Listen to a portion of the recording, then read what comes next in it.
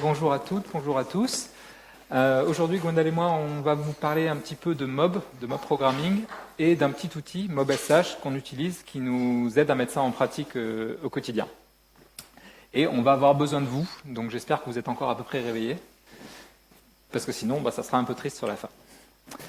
Alors, rapidement, présentation. Donc moi, je suis Benoît, team leader de l'équipe domaine chez OVH. Et moi, c'est Gwendal, du coup, je suis tech lead sur l'équipe domaine aussi, OVH. Voilà. Le mob programming, c'est quoi? Est-ce qu'il y a des gens qui savent, lever la main dans la salle, ceux qui savent ce que c'est que le mob programming? Tu as pas mal. Qui sait qu'en fait? C'est bien aussi. Moins de monde, mais voilà. Donc, je vais résumer un petit peu. Donc, le mob programming, en fait, c'est le fait de travailler à plusieurs. Donc, vous connaissez le pair, le mob c'est à plus. Et pour que ça se passe bien, il y a quelques règles qui existent pour faire du mob programming à plusieurs. Donc, le fonctionnement, comment ça marche? En gros, quand on est plusieurs, en fait, il y en a un qui va avoir l'ordinateur. De toute façon, on va vous montrer après. Donc, il y en a un qui va avoir l'ordinateur, c'est le pilote. Voilà.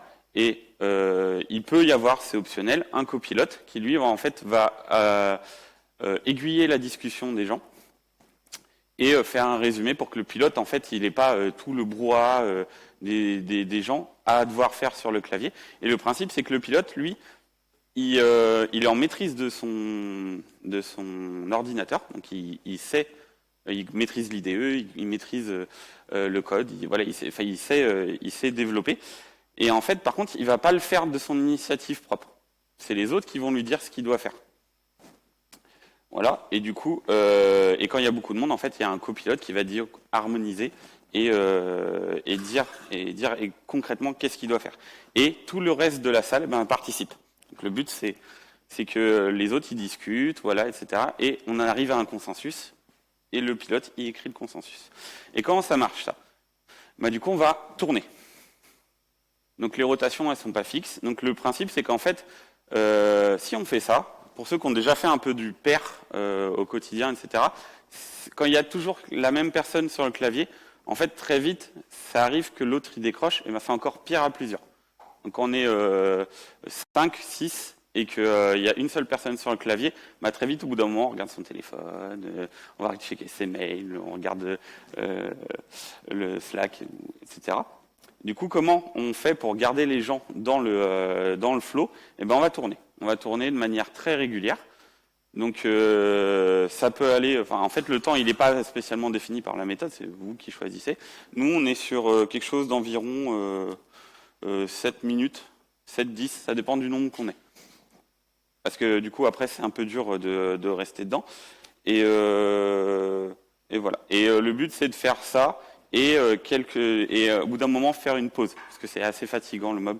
Et du coup, le but au bout d'un moment, c'est de faire des pauses très courtes de 5 minutes et de repartir pour que la concentration elle reste sur le long terme. Alors, là, ce qu'on vous a raconté, ça marche très bien quand on avait tout le monde dans une même salle, avec un ordi, et les gens qui est projeté, comme on est là maintenant, avec des gens qui viennent et qui prennent l'ordi à tour de rôle. La problématique, c'est le Covid, par exemple. Nous, on a commencé à en faire sérieusement à ce moment-là. Donc, on est tous chez nous en télétravail. Aujourd'hui, il y a de plus en plus de remote, d'une façon générale. Donc, comment est-ce qu'on fait pour partager un même matériel en étant à distance?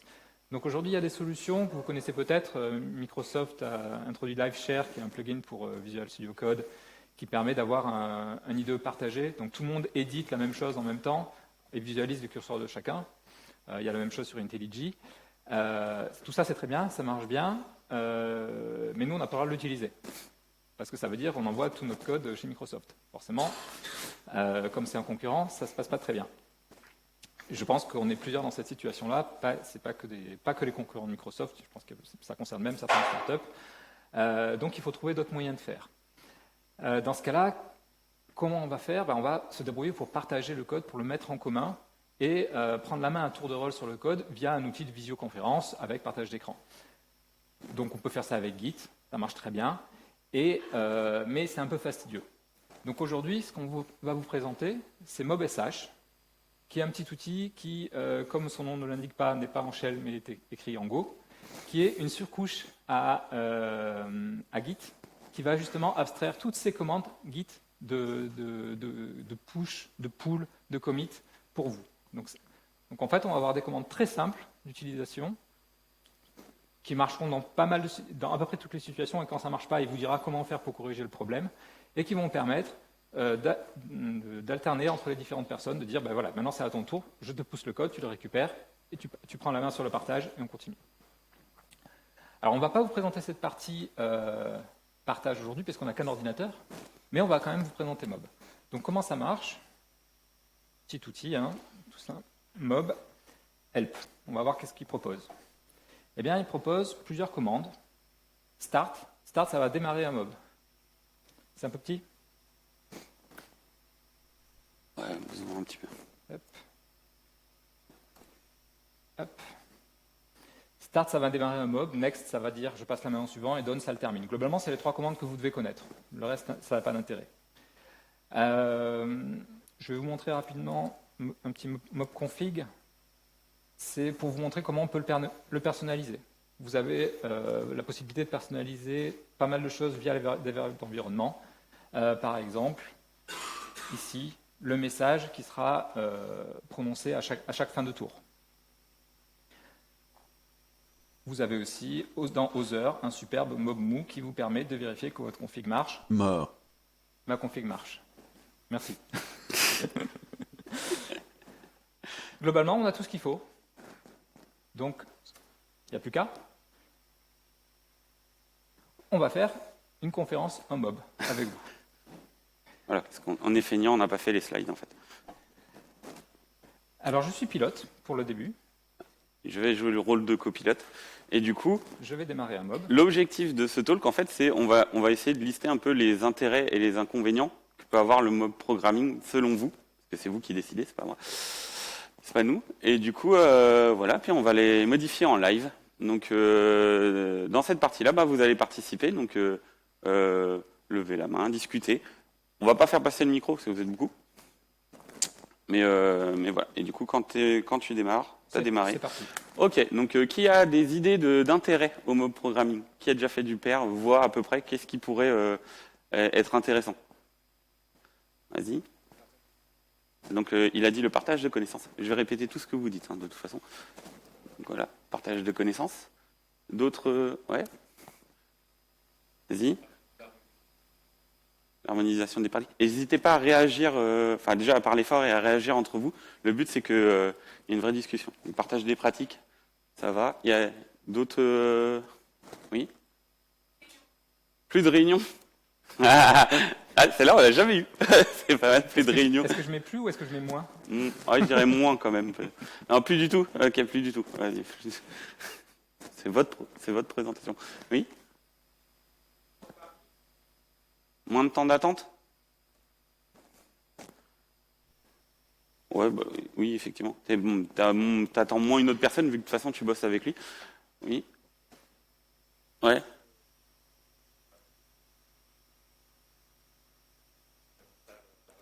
Ouais, effectivement, le fait d'avoir un interlocuteur avec ça permet de mieux réfléchir. Effectivement. Meilleure réflexion.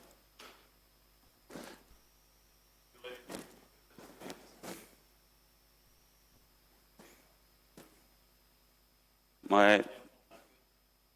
La relecture en live, ouais, effectivement, c'est une meilleure relecture, meilleure qualité. Qu'est-ce que j'écris, la meilleure qualité? Ouais, je pense, meilleure qualité.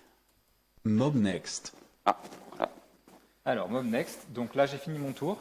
La voix me le rappelle, donc je tape juste tout simplement ce qu'il m'a dit pour dire j'ai fini mon tour. Et là, Git va pousser. Hop, et du coup, voilà. Et sur son ordi, sur sa visio. Donc, on triche pas, c'est-à-dire que c'est pas le même IDE, mais juste il est noir. Vous voyez, les intérêts, je les ai pas. Donc là, je fais un mob start. On avait mis quoi, 5? Non, 2. Ok. Hop, 2 minutes. Le petit nombre qu'on met derrière, c'est au bout de combien de temps le timer va tourner. Donc là, on met volontairement très court pour pouvoir montrer un petit peu la mécanique. Voilà. Faut mettre un petit peu plus que ça en vrai. Est-ce que, juste Pour le fun, avant qu'on procède, tu peux faire un petit git log pour voir un petit peu ce qui se passe. Ok, ça au marche. capot, comme on a un peu de temps. T'as les raccourcis. Voilà. Donc là, vous voyez mon commit qui a été généré par le mobnext avec tous les flags pour pas que la CI se déclenche tant qu'à faire, Donc, qui a été poussé à l'origine. en plus, Voilà. et que du coup, Gwendal a récupéré tel quel. Voilà. Donc ça, c'est pour la couche basse. Maintenant, peu importe, là, avec ton mob start, tu viens de tout récupérer, donc on va pouvoir continuer. Simplement, maintenant, c'est moi qui vais mener la discussion. Donc on en était à la question de la qualité, donc le fait que tout le monde travaille ensemble, donc on prend un peu plus de temps pour la qualité du code. Est-ce qu'il y a d'autres éléments là-dessus? Plus de merge pull request. Alors, juste pour personnaliser un tout petit peu, nous on les fait quand même. Simplement, au lieu de demander 2 approves, on va en demander 1 en général, d'une personne extérieure. Voilà. Mais ouais, ça accélère, ça permet d'accélérer cette phase-là de relecture. Oui. Ouais, je sais pas quoi mettre. Bah, vas-y, oui. Dis-moi quoi mettre.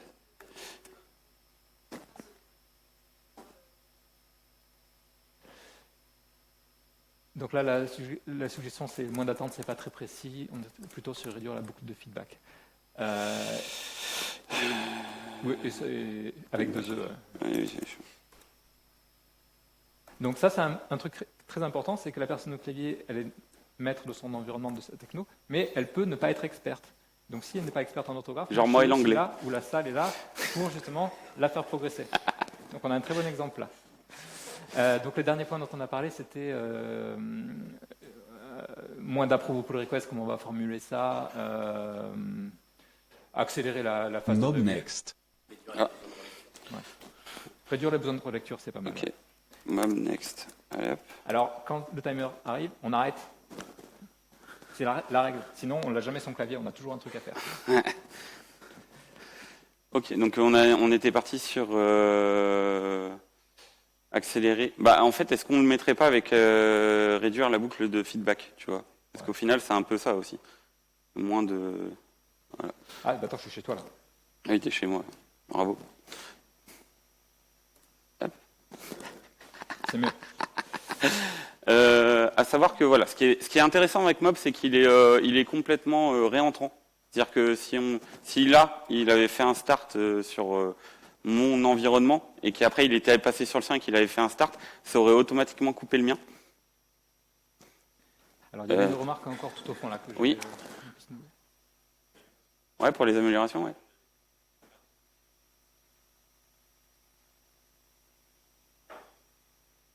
Voilà, onboarding. Ouais, meilleur onboard. Et l'autre?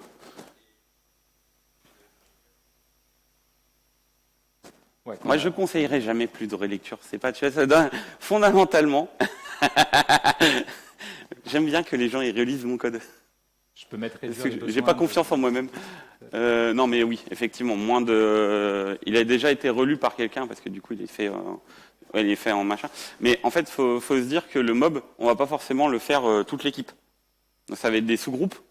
Et moi, j'aime bien que quand il y a un sous-groupe qui dit, c'est pas parce qu'ils ont plein d'idées intéressantes et que voilà, effectivement, on a un meilleur code de produit qu'il faut pas embarquer les autres. La lecture, c'est aussi embarquer les gens sur la connaissance métier, même ceux qui n'ont pas travaillé dessus. Ouais. Réduire le lead time.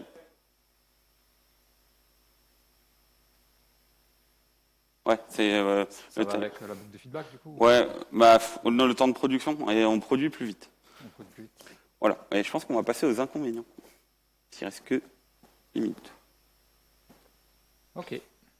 Voilà. Maintenant, on va passer aux inconvénients. Donc, est-ce que vous voyez des inconvénients? Ah. Okay. Ouais. Temps synchrone, il y a quelqu'un qui a envie de réagir dessus? Ouais. Mob next. Ça demande la disponibilité de plein de personnes en même temps. Ouais. Je te laisserai l'écrire. Ok, ça marche. Hop. Je suis en cours. Alors ça risque de pas marcher parce que comme j'avais commencé à écrire chez toi, il va peut-être aller, mais ça va être l'occasion de voir comment il gère ça. Voilà. Donc là, il m'a dit, oh, t'as des changements, nanana. Donc ne les prends pas. Il faut que tu fasses un git reset. Il y a des chances. Git restore. On va voir. Hein. Hop, il me dit, oh, t'as un conflit. Ouais, après, ça. J'accepte les Prends incoming. l'incoming, ouais. Hop là. Ouais. Voilà, donc on est parti aux inconvénients. Donc, on a inconvénients, on a eu. Donc on avait nécessité de temps synchrone. Ouais. Alors effectivement, il faut que toutes les personnes qui vont travailler sur le sujet soient présentes en même temps. En général, les développeurs, je parle pour en tout cas la partie programming, ont relativement peu de réunions et des timings plutôt synchrones. Pour moi, c'est pas un énorme problème, d'autant plus qu'on ne mobilise pas forcément toute l'équipe. Après, ça chacun de voir en fonction de ses besoins. Par contre, c'est vrai que c'est une contrainte. Un inconvénient, je ne sais pas, mais c'est une contrainte. Donc je suis assez d'accord pour le marquer. Du temps synchrone. Oui, c'est vrai. Ouais. Synchrone.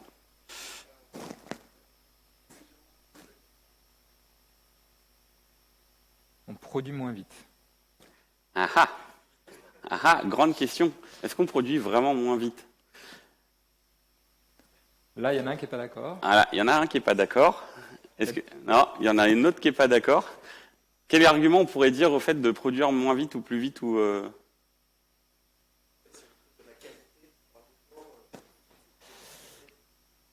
Donc on produit moins vite, mais de meilleure qualité. Donc est-ce que finalement le temps qu'on a perdu là, on ne va pas le gagner ailleurs après, sur le long terme? Et c'est vrai que nous, c'est un peu notre argument, de dire ouais, ta feature, elle sera peut-être prête moins vite. Par contre, elle sera prête. mais je peux le noter. Hein. Enfin, Moi, le but, c'est de trouver un consensus. Pour donc, moi, ça, c'était plus une idée reçue, mais je vais le mettre entre parenthèses. Ouais. POC. On peut parler de POC. Ouais, voilà. Alors, j'ai vu des mains se lever, ouais, là, d'accord.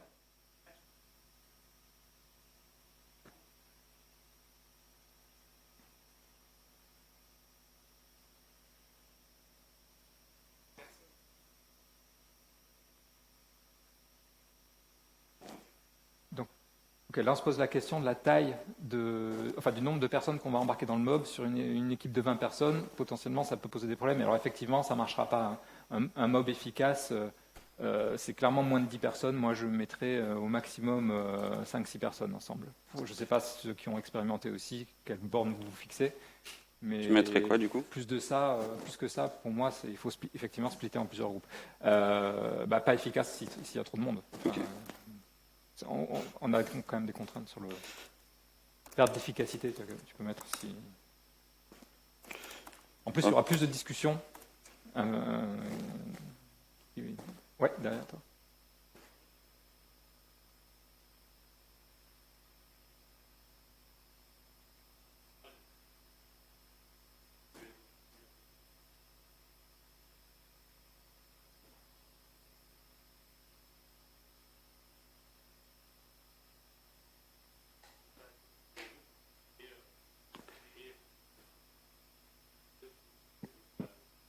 Ok.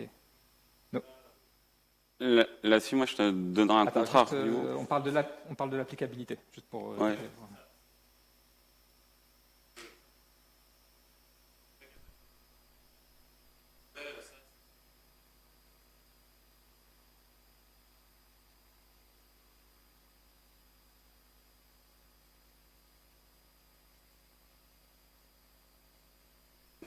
Et justement, là-dessus, moi, j'ai une remarque, c'est que du coup, tu vas y arriver à te concentrer tout seul à faire le truc, mais du coup, tu vas être le seul à l'avoir fait.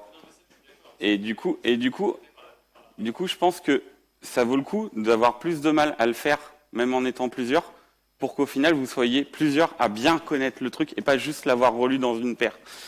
Là, c'était, je répète pour tout le monde, mais si on est plus nombreux, un problème complexe, est-ce qu'on risque pas de se noyer dans la complexité du truc, hein, je résume. Voilà. Sachant que si tu parlais de problème de concentration à plusieurs, en fait, je trouve que tu as besoin de te concentrer tout seul. Je trouve qu'on se concentre mieux à plusieurs quand tu arrives à rester dans le sujet. C'est à partir du moment où tu divagues, oui, non. Par contre, à partir du moment où la discussion et le débat il est autour du sujet, tu restes concentré et du coup la réflexion elle fait du ping-pong Et je trouve que tu es quand même plus efficace à deux quand tu parles. Enfin, tu vois, si le pair aujourd'hui, le mob, voilà, ça commence, on commence à en parler, mais le pair, ça fait longtemps que tout le monde est plus ou moins convaincu. Bon, je pense que tu as cramé tes 2 minutes parce que tu n'as pas fait ton mob Ouais, start correctement. Et Grave. juste, je vois une petite réaction derrière. Tu voulais réagir à cette remarque Non, c'était une d'avant. Ah, pour la suite. Pardon. On va peut-être prendre.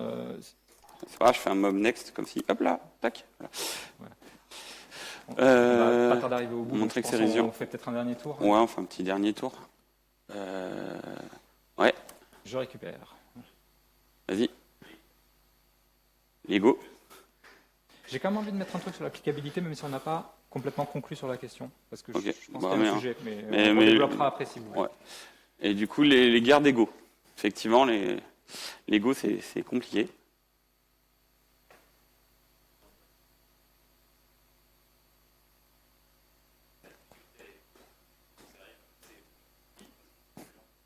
Yep. Mais ça, du coup, moi, je le vois comme, enfin, je le vois pas comme un truc positif, mais quand même si, parce que lui, il va avoir l'impression d'être, tu vois, d'être ralenti, mais d'un autre côté, il va monter les autres, parce qu'il va pas avoir le choix. L'ego, c'est pareil, en fait. À partir du moment où tu lui dis, tu n'as pas le droit d'écrire, il y a ça aussi, parce que moi aussi, j'ai fait plein de paires avec des newbies en disant, ah, bah, vas-y, donne-moi ton clavier, je vais te montrer. Et en fait, c'est moi qui faisais tout. Et bon, il a appris, mais il n'a pas appris aussi efficacement que si c'est lui qui avait fait. Et là, du coup, le fait de dire non, il n'y a que celui qui... si tu as envie de dire quelque chose, c'est pas toi qui code. Il faut lui expliquer. Et effectivement, c'est un des inconvénients que vous n'avez pas noté là, mais c'est quelque chose d'extrêmement fatigant. Psychologiquement, c'est très fatigant. Voilà. Ça, c'est une vraie réalité. Je le mets. Ouais, mets-le. Mets-le. Donc c'est assez fatigant. C'est pour ça qu'il faut pas faire des sessions. Enfin, faut faire des sessions courtes et il faut faire des pauses parce que justement rester concentré, c'est assez dur. Ouais. Ouais.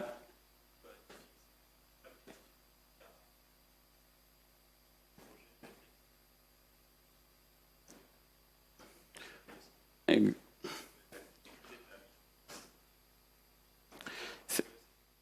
c'est vrai que si tu n'as que des tâches. Répète. Oui, ah oui. La difficulté, effectivement, ça peut être difficile d'avoir des métriques pour justifier la vélocité ou la non-perte de Next. vélocité éventuellement. De toute façon, je pense qu'on va s'arrêter là. Fais un mob down plutôt parce qu'il reste 1 minute. Donc voilà. Mais du coup, la perte de vélocité. Alors, effectivement, si tu as des tâches qui sont faites pour une seule personne, voilà. Mais quand tu as des tâches un peu plus grosses ou un peu plus complexes, où tu dis, bah en fait, ça serait pas déconnant de le faire à 2 ou à 3 ou à machin, en fait, ça se lisse. C'est comme tout, en fait. C'est comme le pair programming. Quand tu as envie d'en faire, tu as moyen de le lisser. Et en fait, si tu arrives dans le même temps à faire les 2 tâches, parce que tu as embarqué 2 personnes, mais en fait, tu vas plus vite, du coup, et tu vas mieux, enfin, tu vois, là, tu reviens pas avec ton pipeline de CI qui pète, etc. Bah, en fait, tu peux réussir à aller plus vite, et du coup, à faire les 2 tâches sur le même temps. Ou pas. Ou des fois, concrètement, ça va plus lentement, mais tu as un code de meilleure qualité, donc encore une fois, ça dépend de la liberté qu'on te laisse en termes de management. Mais nous, par exemple, lui, c'est mon chef, donc voilà. Mais même avant, en fait, c'est une question qu'on se posait pas, tu vois. On l'a mis en place, on a essayé, ça a marché, et puis voilà. On va devoir conclure parce qu'on est au bout. Oui, on est Je au vous bout. propose de faire le guide commit. Si vous avez vu, quand j'ai fait un mob down, il m'a ramené sur ma branche normale. Il est sorti de la sous-branche préfixée par mob. Mon guide commit me rappelle tout ce qui s'est passé avant avec les différents auteurs. Donc ça, c'est un truc cool, c'est qu'on est tous co-auteurs du commit. Tac. Et on peut push maintenant. Upstream. Upstream Basecamp. Voilà. Il y avait du Voilà. réseau, ça marche Donc c'est bien. sur GitHub. Et vous pouvez aller voir les slides en live sur GitHub Branch Basecamp. On n'a pas temps pour des questions, désolé, mais on reste par là. Moi, je suis pas sûr qu'il y ait quelque chose dans la salle.